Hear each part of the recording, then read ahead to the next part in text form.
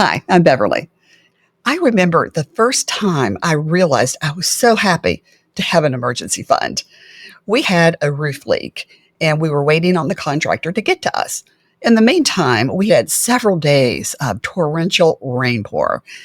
And in the middle of the night, my son comes into my room, wakes me up and goes, Mom, there's a crisis in the kitchen. So it was pouring through my roof, through the ceiling, onto my kitchen hardwood floors. Okay, it wasn't really quite that bad, but at that time, that's how it felt. So we put pots and pans everywhere. I called the contractor the next morning. He got out there, we got it all fixed, but it still cost me around 10 grand. And that was after insurance. So let's talk about why you need an emergency fund and what it's for, because there are some expenses you should not use your emergency fund for. The number one reason you need an emergency fund is because life is unpredictable. And when it's unpredictable, it's often expensive. Bankrate did a survey recently and found that 41% couldn't cover a $1,000 expense. So you end up using credit cards, personal loans, even payday loans if you get desperate enough, if you don't have an emergency fund to cover these things. Now, there is a right way and a wrong way to use an emergency fund.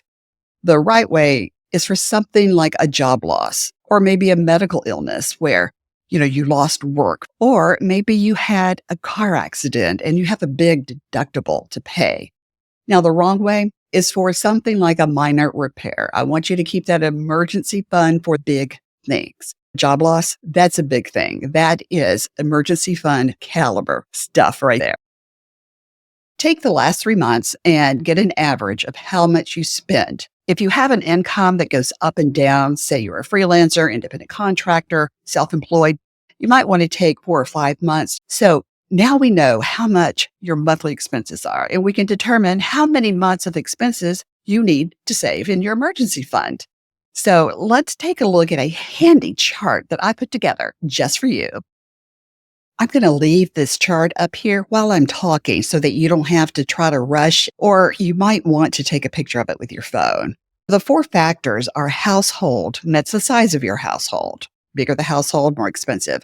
Job, how stable is it? Are you marketable if you do lose your job? Location, there are so many differences in cost of living depending on where you live. New York and California are very expensive.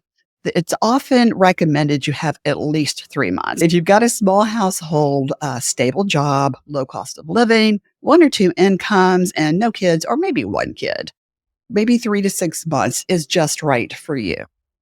6 to 9 months, small to medium household. You're either a couple with 1 kid, or maybe you're a couple with 2 kids, fairly stable job. And maybe it's a low to medium cost of living. So 9 to 12 months, medium to large household, an unstable job, or maybe a job that's not in high demand in your area.